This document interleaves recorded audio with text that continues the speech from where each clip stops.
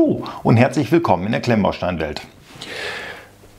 Um es gleich vorwegzunehmen, diese Lok hätte ich lieber in die Mülltonne schmeißen sollen, anstatt hier auf das Gleis zu stellen. Aber warum das so ist, das will ich euch heute mal zeigen.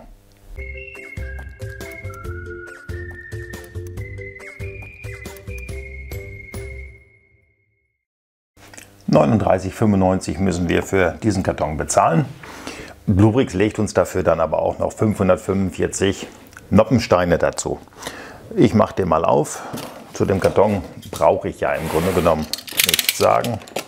Das Wichtigste ist hier auf der Seite der Aufkleber, damit wir wissen, was ist in diesem Karton drin.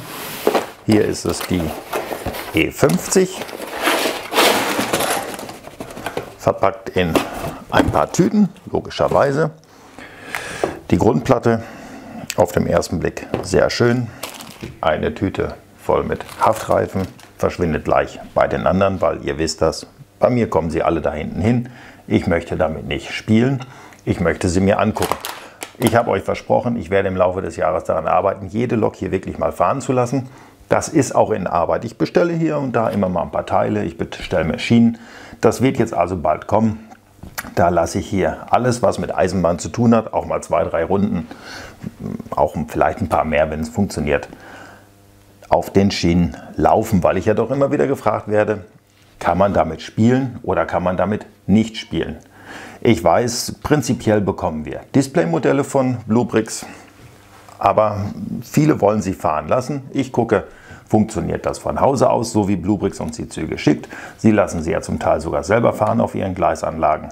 Also denke ich mal, kann man das mal probieren und dann schauen wir immer mal zusammen, geht das oder geht das nicht. Heute geht es noch nicht, weil einfach hier noch nichts ist, wo man fahren könnte. Aber ich verspreche, ich bleibe da am Ball, das wird kommen. So, ich packe meine Tüten mal aus, verteile das auf meine Teller und dann kann man auch schon fast anfangen zu bauen.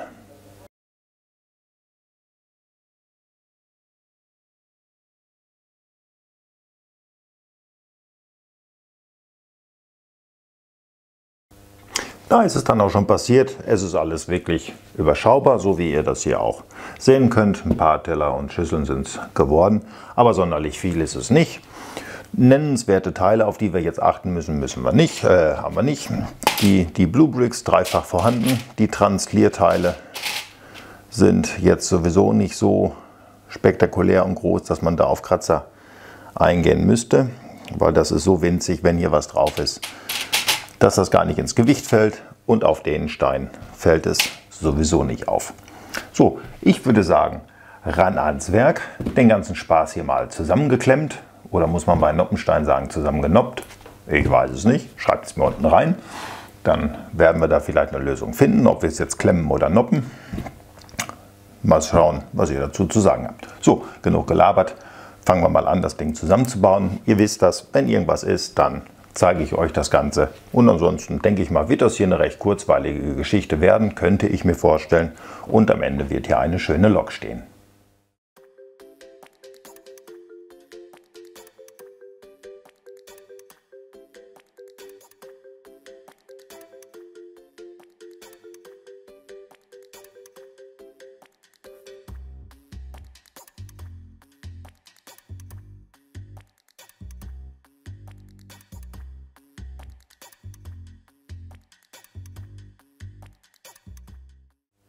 ...15 Bauschritte sind gemacht und beide Köpfe sind fertig.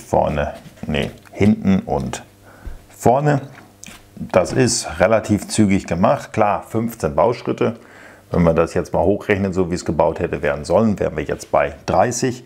Weil hier ist genau das gleiche Problem, wie wir es auch bei Lego kennen. Wir nehmen das und bauen und bauen und bauen und bauen. Und wenn wir das fertig haben, kriegen wir den Hinweis, bau das bitte zweimal. Man hätte es sich denken können, deswegen habe ich vorgescrollt und habe das beides gesehen oder habe das gleich gesehen, dass das Ganze zweimal gemacht wird. So, jetzt wäre im Prinzip der nächste Bauschritt. Ich nehme den mal vorweg. Kommt da eine Lücke? Ne, da kommt keine Lücke. So kommt das Ganze jetzt hier dran und somit kann man jetzt schon mal erkennen, wie lang die Lok werden kann. Bis hierhin ist es sehr stabil. Es sind nicht unbedingt zweifelhafte Bautechniken, aber teilweise hält es, wie wir es gewohnt sind, alles nur an einer Noppe. Aber ich kann sagen, es hält bis hierhin. Also es ist jetzt nicht unbedingt das Problem. Ich kann hier, es ist ja so schön bei der Grundplatte, man kann das mal in der Hand nehmen und jetzt kann man das so ein bisschen schütteln, bis es einem schlecht wird. Ihr seht, hier, es bleibt alles dran. Das ist bis hierhin schon mal alles wunderbar. Ich bin gespannt, wie das Ganze jetzt weitergeht und vor allen Dingen, bleibt es so stabil oder wird es jetzt irgendwann mal anfangen, wesentlich instabiler zu werden? Ich glaube jetzt nicht unbedingt dran, aber wir lassen uns da überraschen und deswegen hurtig weitergebaut.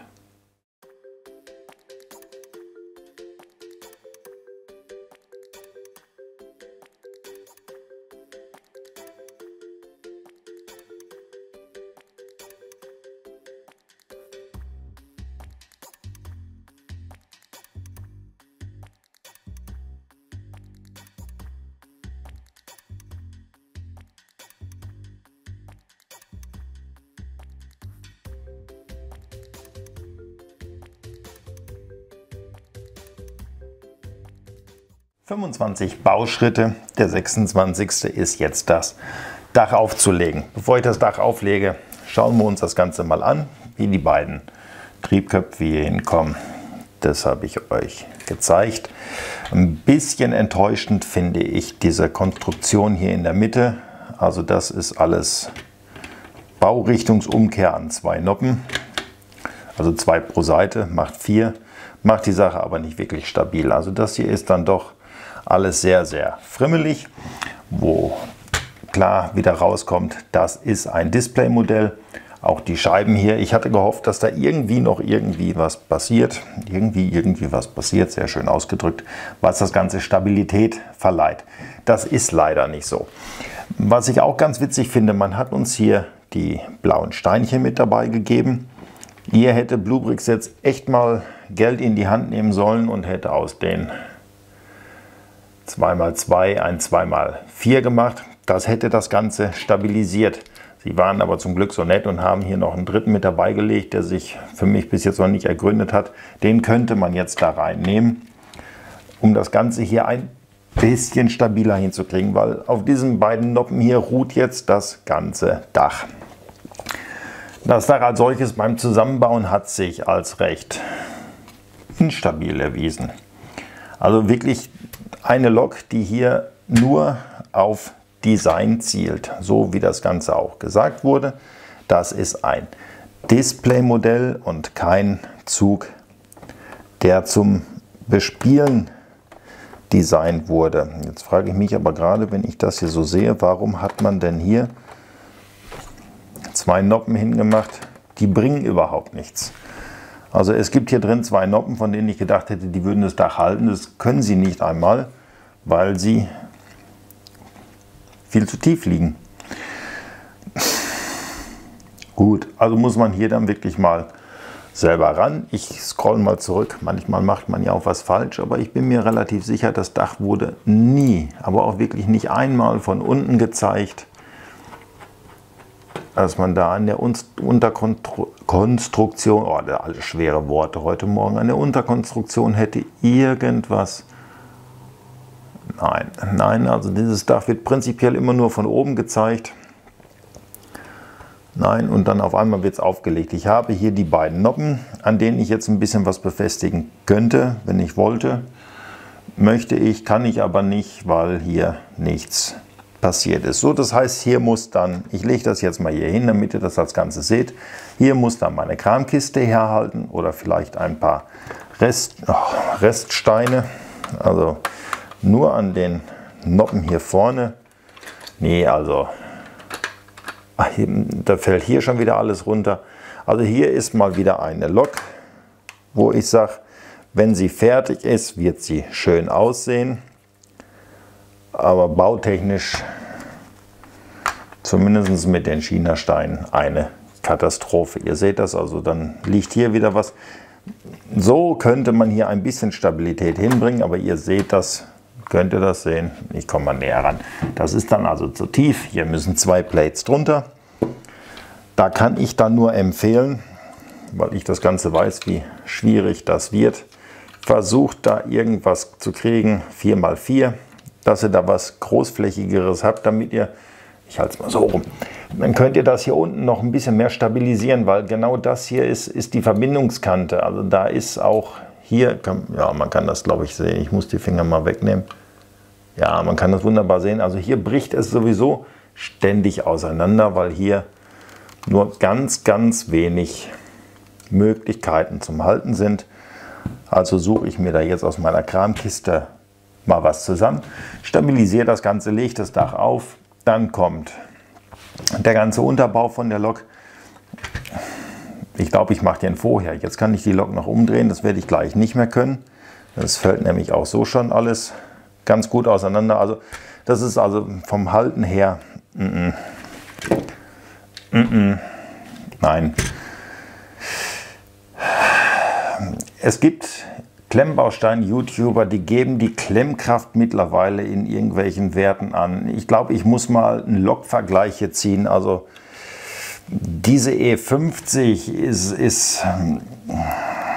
liegt ein Stück weit über BR89, würde ich sagen. Die wird den Fahrbetrieb mit Sicherheit besser meistern als die kleine Dampflokomotive. Aber ansonsten ähneln sich diese beiden Loks wirklich sehr. Das ist also schon recht nah an einer Katastrophe, was ich hier habe. Das muss man ganz klar so sagen. Das sind 40 €, die man hier investiert. Wenn ich das gerade haben möchte, habe ich hier Spaltmaße. Kann ich das, ja, ich kriege das so halbwegs gut mit eingefangen. Habe ich hier also wirklich Spaltmaße, die sind, wow, kann man durchlaufen. Gut, ich werde mir jetzt mal hier so ein bisschen was suchen, um das Ganze zu verstärken. Auch wenn ich immer so meinem Motto treu bleiben möchte. Ich baue, wie die Anleitung vorgibt. Macht das hier also wirklich wenig Sinn. Es macht noch weniger als wenig Sinn. Also das ist schon wow. Lassen wir es gut sein. Ich suche mir hier 2, 3 Sachen, stabilisiere mir das selber so ein bisschen und dann, nee, ich mache erst den Fahrwagen, hatten wir ja gerade gesagt. So kann ich das wenigstens noch umdrehen, kann auf der Unterseite bauen. Empfehle ich euch auch. Macht das so, vielleicht bleiben mir sogar noch die Teile über, die man da unten reinpressen kann. Reinnoppen oder reinklemmen, da sind wir uns ja noch nicht so ganz einig. Ja, ich mache das mal zeitnah und dann gucken wir uns zum Schluss das Ganze mal an, wie das hält oder halt nicht hält.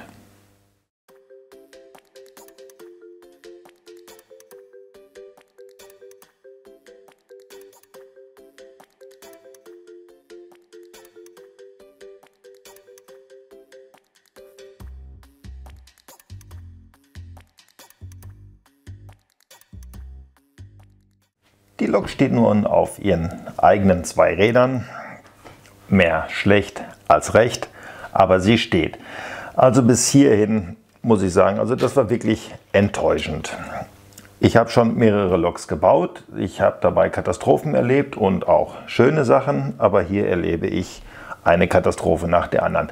Dass in jeder Lok irgendwo ein Bauschritt ist, der nicht stimmig ist, alles schön und gut. Jeder, der so eine Lok designt, ist ein Mensch. Ein Mensch macht Fehler. Der übersieht auch mal was, weil er auf seine Richtung eingeschossen ist und das so macht und gut ist. Dann kommt der Nächste und kritisiert das und findet andere und so zieht sich das fort. Deswegen ist auch immer mein Appell bei Bluebricks, lasst doch noch mal einen über die Dinger schauen, dann findet ihr solche Fehler. So wie hier, das kann nicht lange halten. Das ist nicht, das hält an 2 Noppen, hält hier dieses ganze Drehgestell hält hier zusammen auf 2 Noppen. Das weiß jeder, das ist für so etwas zu viel.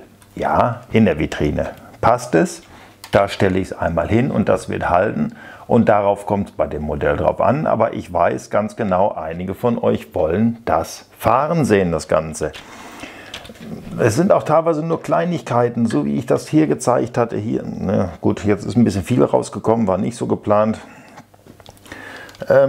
Ich zeige euch jetzt mal was. Bluebricks, falls ihr guckt. Ihr habt hier eure Bluebricks. Das ist alles wunderbar. Und jetzt habe ich hier eine absolute Lego-Rarität gefunden. Zufälligerweise auch in Blau. und dann in etwas größer. Der passt hier rein und bringt mir wesentlich mehr Stabilität, wenn ich denn dann alles einbaue. So, jetzt ist das wesentlich mehr Stabilität. Es spricht doch nichts gegen eure Bluebricks, aber dann packt sie doch so mit dabei, dass wir damit auch was anfangen können. Dann habe ich weiter gekramt, weil dieses Dach, das ist eine Katastrophe hier an dieser Verbindungsstelle. Das hält überhaupt nicht. So, jetzt habe ich nochmal in meiner Kiste gekramt. Und auch hier kann man eurer Marke gerecht bleiben. Es gibt das in Blau. Und das passt ganz genau hier rein. Also es ist, ne, die Firmen arbeiten doch schon passend zusammen. So, jetzt habe ich nur einen Fehler gemacht. Ich habe jetzt zu wenig genommen. Ich brauche davon nochmal 2. Ich hole die mal schnell. Also es ist schon manchmal Wahnsinn, was so eine Kramkiste alles hergeben kann. Ich habe nochmal 2 in Blau gefunden. So, und die drehe ich jetzt sogar noch, damit es auch wie ein Verbund in dem Ganzen wird. Und versuche damit das Ganze noch stabiler zu machen. So, und jetzt wird es natürlich ein bisschen tricky. Jetzt hier. Ach, das ist Gelumpe ist das. Das muss ich ganz klar so sagen. Das sehe ich so. Da könnt ihr mit mir schimpfen, da könnt ihr mich zerfleischen. Das ist Kram, was hier passiert. Hier, gleich das nächste. Also diese Lok ist eine Katastrophe. Sorry. Mann. So. Da hat es mal kurz geknackt. Also wenn eine Lok beim Aufbauen schon keinen Spaß macht, so wie diese hier, dann habe ich große Lust zu nehmen und nicht in meine Restekiste reinzulegen, sondern sie da regelrecht reinzuschmettern. Es ist schön, dass man sich Gedanken gemacht hat, wie man das Ganze kurvengängig hinbekommt, was eigentlich völliger Quatsch ist, weil wir ja hier Displaymodelle bekommen. Da wird immer Wert drauf gelegt. Wir haben hier Displaymodelle, aber ein Displaymodell muss nicht kurvengängig sein, ein Fahrmodell muss kurvengängig sein. Das hier ist aber ein sehr schlecht zu bauendes Displaymodell und ein Modell, was den Fahrbetrieb, ich kann es nicht probieren, weil ich es nicht habe. Da müsst ihr mich dann irgendwann mal dran erinnern, wenn es denn dann soweit ist, dass ich hier Loks Probe fahren lassen kann, dass die nochmal fährt. Der hätte mich interessieren. Ich glaube nicht, dass das lange gut geht, aber manchmal täuscht man sich ja auch. So, nun steht sie hier.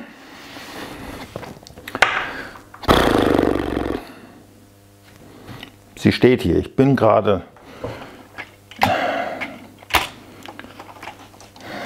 Das ist alles weiß ich nicht. Das müsst...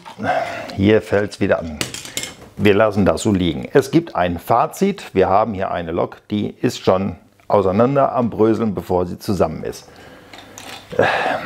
Das Ganze da vorne steht schief. Das müsste eigentlich so müsste das halbwegs gerade stehen. Meine Steine hier unten sind aber alle eingerastet. Also daran liegt es nicht. Das Ding ist krumm.